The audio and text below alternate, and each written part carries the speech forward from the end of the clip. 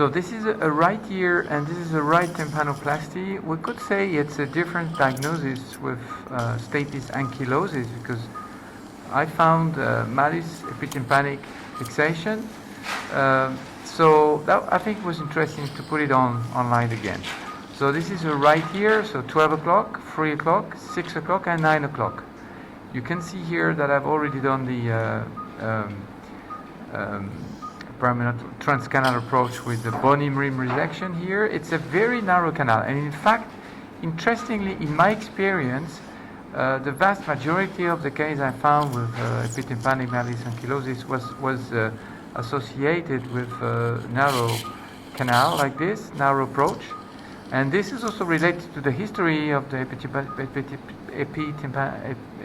physiopathology of the Malleus epitympanic fixation, which is related to not to ligament fixation as we know now, but with a very small, normally small epitympanic space.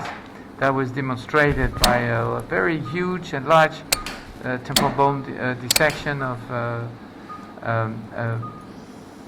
surgeon from the US many years ago, Curette, who did the very large series of temporal bone dissection for epitympanic Malleus ankylosis, and never found any ligament fixation, but always epitympanic space relationship with a very narrow space, as I said. So that's probably the case here. So I enlarge a little bit the bony rim resection. We can see here the incus. I already did the bony rim resections. Séparation, s'il vous plaît, pour le joint, pour l'articulation, désarticulation encore. So I just show you again that I did the incudostapedial joint separation, which is already been done. C'est bouché. You see here the joint knife is there. I separated them, and that's the time where I found that there is a Malleus epitympanic severe, I would say, severe ankylosis. So I'm going to check now Malleus incus mobility. So I'm going to move the Malleus, and you see nothing is moving. So it's very strongly fixed, a little bit. And then I have to check the stapes, which is fixed. So in fact, I need to remove the stapes superstructure first and see if the Malleus is still fixed or not, because it could be a false impression of Malleus ankylosis when the stapes is very fixed, like in this case. So I will check again after having removed the stapes arch, because in fact that the incus is moving now. Okay, right, good. So, ciseaux, s'il vous plaît. We have a really nice anterior otosclerotic focus. I will show you this in a second. Ok, allez. Cadenet, s'il vous plaît, un 9. So you see here the white dot anterior to the footplate at the level of the anterior pole of the footplate, which is the otosclerotic focus. Right here. This is the otosclerotic focus. So what I'm going to do now, I'm going to drill out the superstructure. I'm pretty sure that there is no Malleus ankylosis, which was my first impression when I was checking the ossicular chain mobility, but that is not the case in fact. So I have to change that. La fraise, s'il vous plaît.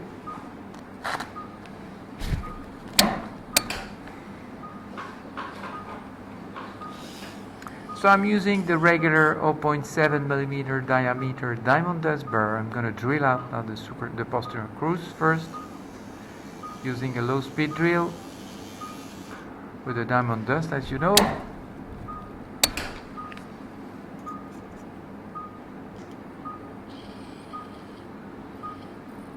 So you see, I'm placing the suction tube on the other side.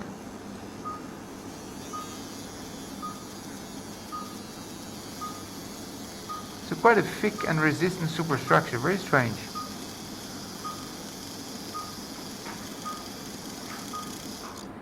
Changez la moelle, s'il vous plaît. I'm going to change the burr. I don't like it, this one.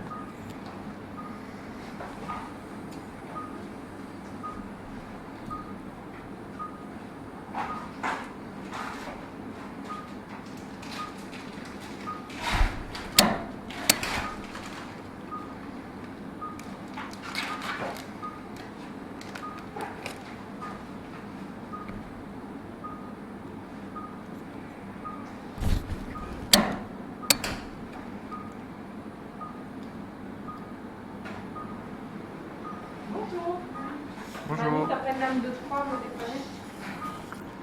all right, so let's do it now again with the new one, which will be more efficient, I guess. Still pretty resistant. Very interesting to see this thick superstructure. There we go. It's done. The posterior crucis is cut now, drilled out, which is good. And now what I need, I think there is some residual fixation here.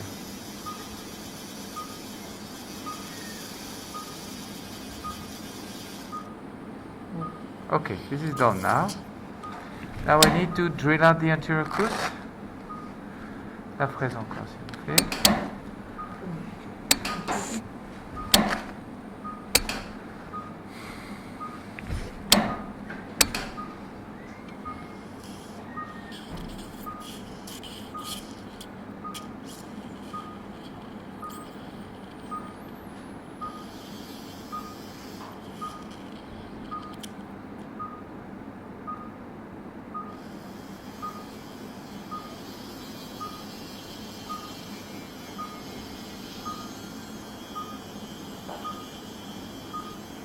There we go. I think the superstructure is now drilled out and I can remove it, droite de chouc. And after that I will measure the distance. Après on prendra le mesureur.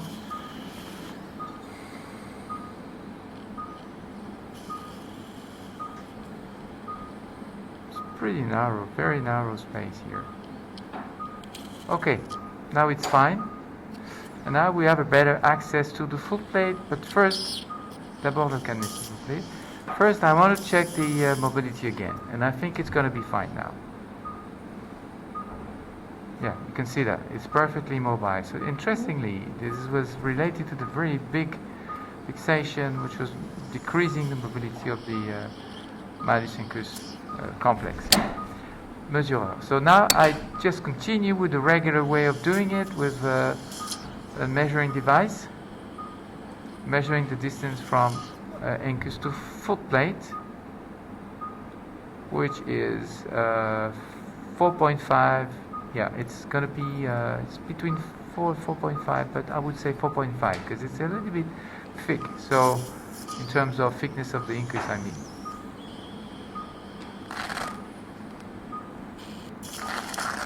Okay, la cette s'il vous plaît.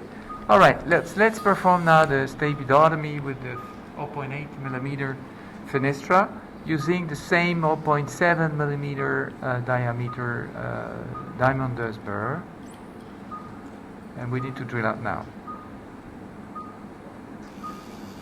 So you notice that I was starting the drilling out before touching the full plate while I was approaching the full plate.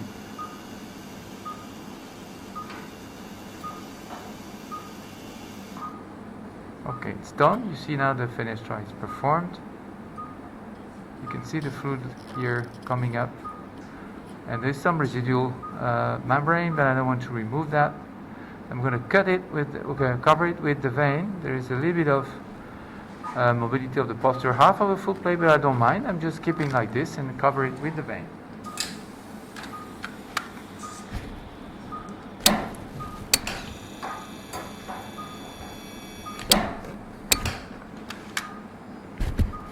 Un œuf et le bistouri, s'il vous plaît.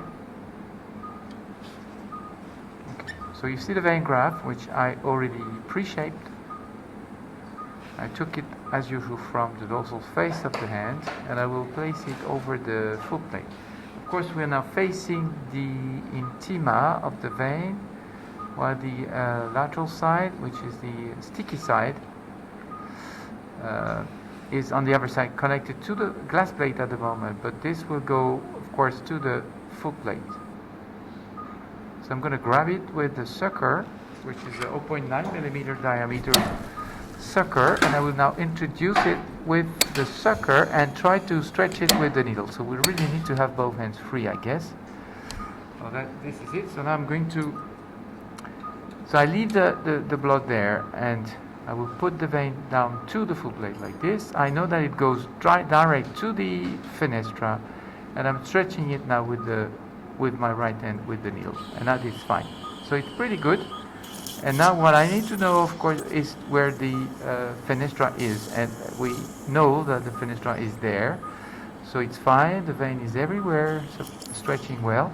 So I'm going to cut the prosthesis now, which is a regular Causse Teflon piston, as you know, 0.4 millimeter. Piston, 0.4 millimeter diameter Teflon piston. So I'm going to cut it at 4.5. It was between, I would say, 4.25 and 4.5. But because the incus is pretty thick, I think it's better to increase a little bit and take the longer one. So 4.5 should be okay.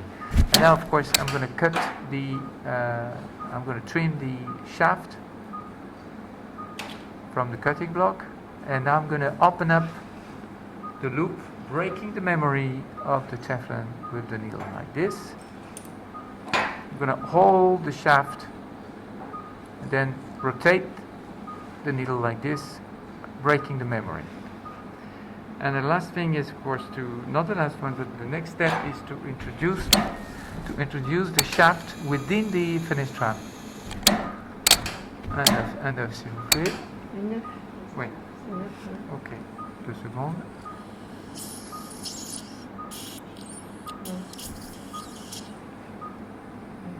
Alright, so I'm going to introduce it with the sucker. I want to drive the shaft within the fenestra like this. I know you can see the residual posterior cruise giving me the position of the fenestra. And now it goes around the incus. And now it's going to be fine. I just need to crimp the loop. And I use the 2 needle. And in this case, where everything is really narrow, if we use a curved forceps, then it's too small. The gap is very small, and you cannot introduce the curved forceps nicely. So, but of course, if we use the 2 hooks, we don't need a large gap. That's good enough. And you see, I'm closing the loop. And now I think it's fine. And now the only thing we need to check now, of course, is the bending side to be sure that the piston is located in the right place. So I'm going to move the shaft, and as you know, the piston, the shaft should bend but not move away from the oval window. And now you can see the nice position, the nice bending side, no moving away, so it's a perfect length, I think. Alright, all is good, and the mobility from the Malleus should be perfect also now, which I'm going to check it now. And you see, it's fine. Alright, good. So now all we need to do is to reposition the tympano metal flap and place a metal cell within the ear canal, and that is going to be okay.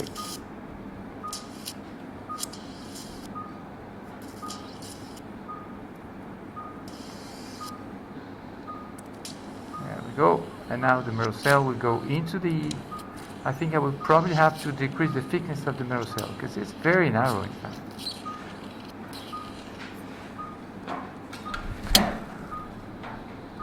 Okay. Too big. So we need to trim it to reduce the thickness of the metal cell. Otherwise it's not going to work.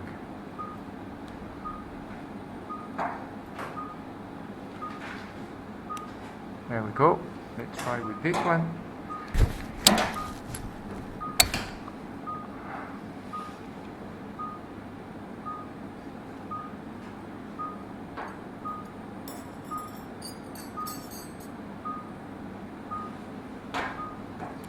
This is the right side. So this will be removed on the field day as usual. Allez-y. We do the hearing test after that. Okay, thanks very much for watching. Interesting discussion about the different diagnoses.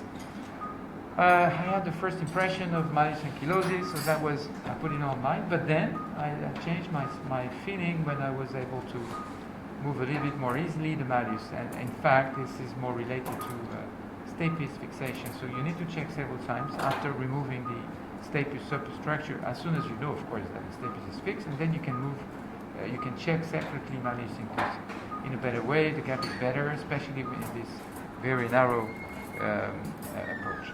So thanks very much again for watching, and see you again soon. Bye bye.